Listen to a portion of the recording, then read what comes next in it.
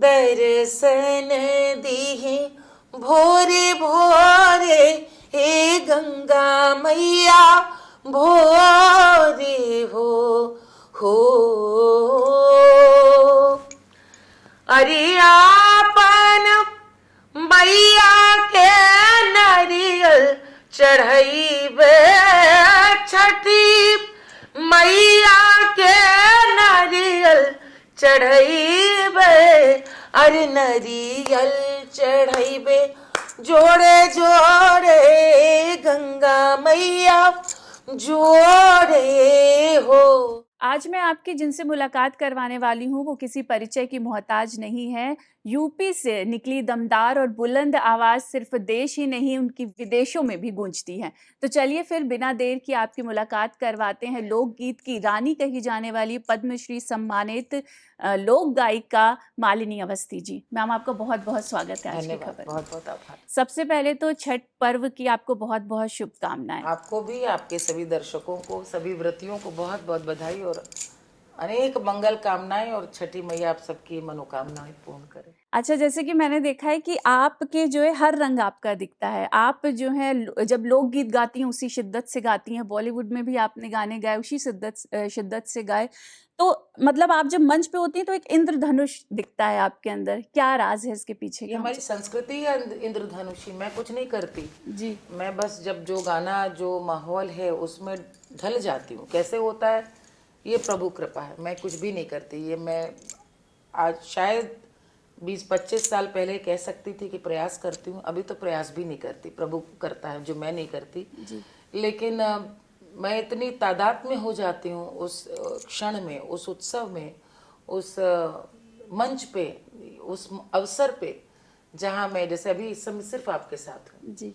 तो अब आपके साथ हूँ तो आपके श्रोताओं दर्शकों के साथ हूँ, तो जो आप बात करेंगे मैं वहीं पर हूँ। तो वो मुझे जैसा मेरी समझ रही, जैसा मैंने देखा, जाना, पढ़ा, सुना, अपनी तो संस्कृति इतनी सतरंगी और इंद्रधनुषी, वहाँ किसी को करना नहीं है, बस मन से किसी के भीतर भी आदर भाव है संस्कृति के प्रति, वो इंद्रधनुष अपने आप बन जाएगा। जी। आप इतने सालों से छठ के गीत गा रही हैं लगातार, क्या बदलाव आपने देखा लोगों के अंदर छठ पर्व को लेकर के? जैसे ये बिहार तक पहले सीमित था, फिर देश और फिर अब विदेशों में भी पूरे रीति रिवाज के साथ ये पर्व मनाया जाता है, क्या कहना है देखिए, आपका? छठ का सबसे पहला बदलाव तो है निश्चित रूप से इसकी स्वीकार्यता। जी। और ये बढ़ा है जब से डिजिटल युग आया है। डिजिटल युग आने से एक बहुत अच्छी बात है, मुझे लगता है सारे पर्वों का एक भारत श्रेष्ठ भारत के रूप में एक, कह लीजिए, संप्रेषण हो गया एक दूसरे में। ये जिस समय आप जब देखते हैं कि लाल बाग राजा जब मुंबई में बैठते हैं जी। तो आप उनको देखते हैं, वो लिखा हुआ आता है मुंबई चा लाल बाग राजा, आप, लेकिन आपको लगता नहीं हमारे हैं। जब आपको गरबा गुजरात में भी, गांधीनगर में, और आपको बड़ौदा का दिखता है, आपको लगता है हमारा है। धीरे धीरे ये सारे पर्व हमारे अपने हो गए। तो मुझे लगता है कि जब से ये टेलीविजन हमारे कमरों में आ गया और बुराइयां भी आई हैं, लेकिन अच्छाइयां, जो सबसे बड़ा सकारात्मक योगदान रहा है वो पर्वों का रहा है, उसमें छठ का रहा है। छठ को मनुष्य ने अपने आप देखा कि कितना सरल, कितना सहज, जिसमें कहीं कोई दिखावा नहीं है, तो सिर्फ मूल भावना सूर्य को प्रणाम करने की, परिवार को एक साथ लेने के लिए, प्रकृति के प्रति भी कृतज्ञता ज्ञापन करने की, उस भावना को पूरे भारतवर्ष ने स्वीकार किया। तो भूखंड, भूगोल जरूर कहता है बिहार है, लेकिन मैं तो गोरखपुर में रही, गोरखपुर में भी होता है, लखनऊ में होता है। मैं, हमारे मित्र हैं जो नोएडा में करते हैं, आप हिंडन में आप चले जाइए, गाजियाबाद में, यमुना में, दिल्ली में, देखिए क्या भीड़ रहती है। बिहार से ज्यादा मुझे लगता है पूरे भारतवर्ष में मनाया जाता है। तो ये एक ऐसे पर्व की स्वीकार्यता जो डिजिटल युग में बढ़ी। तो सबसे बड़ा परिवर्तन ये आया है कि लोगों ने उसको अंगीकृत करा। दूसरा, अगेन डिजिटलाइजेशन हुआ है, तो जो हम बचपन से एक ध्वनि को, एक गीत को सुनते हुए शारदा दीदी के, तो आज बहुत लोग गाते हैं। हर कोई अपना जो भी गाता है उसकी इच्छा रहती है हम होली दिवाली निकाले छठ मैया के गीत एक जरूर निकाले, एक छठी माई के। तो इस तरह से गीत बहुत आए हैं। हालांकि फिर भी मैं कहूँगी शारदा दीदी तो शारदा दीदी हैं, तो आज भी छठ माने शारदा सिन्हा जी हैं, हम लोग स्वयं उनको सुनते हैं। तो ये परिवर्तन आया है। और आज भी मुझे लगता है कि ना इसकी मूल धुनों में उतना बदलाव आया है। आज भी लोग परंपरा, इस पर्व में परंपरा से जुड़ना चाहते हैं।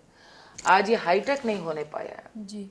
क्योंकि आज भी आप ताजा शरीफा जो आपके घर का उगा बाजार से, आप वही, इसमें ये नहीं कि आपको बाजार जाके मिठाई खरीदनी है, इसमें ये नहीं कि आपको बहुत भारी बनारसी साड़ी रेशमी पहननी, मेकअप करके जाना, नथिंग, कुछ नहीं।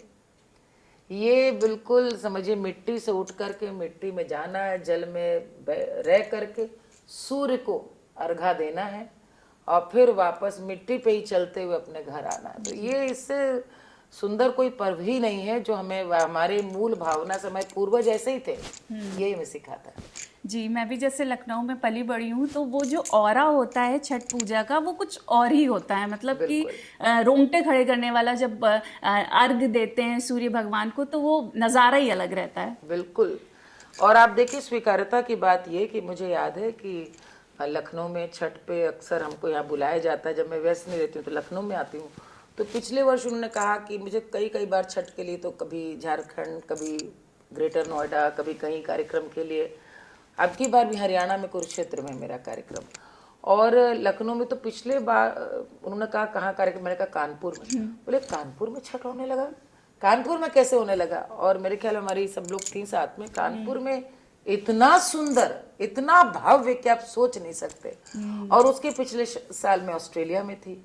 तो जब ये आज सीमा पार करके, क्योंकि अच्छी चीज, इसीलिए तो भारत आज भी भारत है जी, बिल्कुल। क्योंकि हमारे भीतर मनुष्यता इतनी है कि हम श्रेष्ठता को ग्रहण करना चाहते हैं, वैसे बनना चाहते हैं। तो छठ ऐसा है कि हर एक को लगता है भले 4 दिन न करें, उस दिन हम सूर्य को बस प्रणाम कराएं। मैं ऐसे लोगों को जानती हूँ कि हमारा परिवार है, जैन है वो लोग जी, और उन्होंने जब से देखा तो हमारी मित्र है, उन्होंने मुझे टीवी पे बोलते हुए ऐसे सुना और उन्होंने मुझे फोन किया। मुझे बड़ा अच्छा लगा, पहली बार आपने समझाया कि छठ क्यों करते। मैं तो बस देखती थी कि लोग डाला लेकर जाते हैं, तो मैं सोचती हूँ क्या करते हैं। और उसके बाद मुझे इतना आश्चर्य हुआ कि उन्होंने मेरी मुझे फोटो भेजी कि वे यमुना में जा करके पूरा करके आई। तो मैंने उनको पूछा कि आप ये 4 दिन के, बोले मैं वो नहीं करती हूँ क्योंकि नियम हमें पता ही नहीं। उन्होंने ये बोला बहुत सरलता से। लेकिन मुझे लगा मैं इतना तो कर सकती हूँ कि प्रसाद एकत्रित करके मैं जल में जाकर सूर्य भगवान, मुझे इतना अच्छा लगा, मैं आपको क्या बताऊं। मुझे लगा कि भावना ही तो मुख्य है। यदि इतनी भावना सबने कर ली तो और क्या है। बस यही तो मैं कह रही थी आपसे। अच्छा, तो जैसे कि ये जो लोकगीत है, इसकी इतनी मिठास है, लेकिन आपको कहीं ना कहीं नहीं लगता है कि यंगस्टर्स अभी भी इससे नहीं जुड़ पा रहे हैं उतना? तो नहीं, क्या कहना चाहिए? नहीं, मुझे लगता है देखिए दोनों पक्ष हैं जी। देखिए डिजिटलाइजेशन जब से हुआ है, सोशल मीडिया आया है, इंफॉर्मेशन हमारे यहाँ पर आ गई है, just a finger touch away. ऐसे में दुधारी तलवार है, इसके फायदे हैं, नुकसान है। हम लोग नुकसान के क्यों, फायदे की बात करें। फायदा ये है निश्चित रूप से, अब लोग जो सुनते थे कहानियों से, मान लीजिए कोई मुंबई में ड्यूटी पे है, नहीं जा पाया छठ, वो कल्पना कर रहा है कि उसके घर में कैसे हुआ होगा। ज्यादा से ज्यादा उसको 10-15 दिन बाद एक फोटो मिल जाएगी, उसको देख के वो सोच रहा है। आज वो लाइव देख रहा है, अपना ही नहीं सबका देख रहा है कैसे कैसे हो रहा है। वो गाना भी गा सकता है, गाना सुन सकता है लाइव। तो मुझे लगता है ये एक इसका जो सकारात्मक पक्ष ये हुआ है कि जो युवा है वो, मैंने देखा है छठ पे उन्हें मालूम है कि छठ पे पारंपरिक गीत ही पसंद किए जाते हैं। कई, मुझे याद है कि हम छठ पे गीत हमको बताया गया था ये, तू छठ घाटी चलिहा पापा लई के बहंगिया। ये बहुत पहले एक बड़ी कंपनी के लिए मैंने गाया था। तो पापा शब्द ही आधुनिक है। अम्मा पहिरे पियरी सारी, तू पियरी धोतिया, तू छठ घाटी चलिहा पापा लई के बहंगिया, तू त छठ घाटी चलिहा पापा लई के बहंगिया। नौकरी से छुट्टी लेके घर चले आईगा, जल्दी से गड़ी आके अरे टिकट कटाईगा। ये आधुनिक चिंता है। आज हाथ पूरा हुई है घर के सौकिया। तुम आओगे तो घर के शौक पूरे होंगे, यानी पैसा आएगा जी। तो घर के शौक पूरे होंगे। तू तो छठ घाटे चलिगा पापा लई के बहंगी। ये बच्चे की ओर से अपने पिता के लिए एक चिट्ठी है कि पिता तुम आओगे तब बहंगी लेके तुम ही को लेके जाना है, तुम टिकट कटा के जल्दी आओ। ये एक आधुनिक समय में आधुनिक चिंतन है, युवा पीढ़ी का ही चिंतन है। तो मुझे लगता है कि हम लोग को इसको सकारात्मक से ही देखना चाहिए कि मैं तो बहुत सारे ऐसे दिल्ली यूनिवर्सिटी के बच्चों को जानती हूँ जो छठ पे निश्चित रूप से घर जाते हैं कि अम्मा का सहयोग करना है, भाभी की पहली छठ है, हमारी भाभी को दीदी की पहली छठ है, हमें दौरा लेके जाना है। तो वो मैं तो देखती हूँ कि बढ़ा है, बहुत बढ़ा है भावना। मतलब पर्व नहीं है, छठ एक इमोशन है लोगों के लिए, भावनाएं हैं जी। अच्छा, आखिर में बस छठ की शुभकामनाएं देते हुए मैं एक छठ मैया का गीत आपसे रिक्वेस्ट करूंगी। दर्शन दीहि भोरे भोरे हे गंगा मैया भोरे हो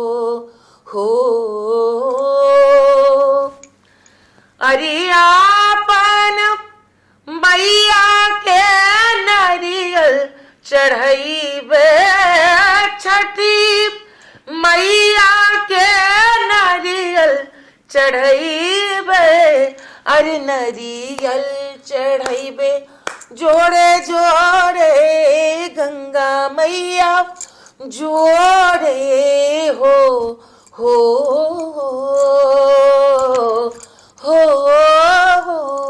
बहुत बहुत धन्यवाद, बहुत बहुत आभार, बधाई आपको, आपके सभी दर्शकों। तो ये थी मालिनी अवस्थी जी, जो आज जब भी गीत गाती हैं लोग चहक उठते हैं और अपने गांव की मिट्टी की खुशबू महसूस कर सकते हैं। तो आपने हमें इतना समय दिया, उसके लिए दिल से धन्यवाद मैम। तो फिलहाल के लिए इतना ही, नमस्कार।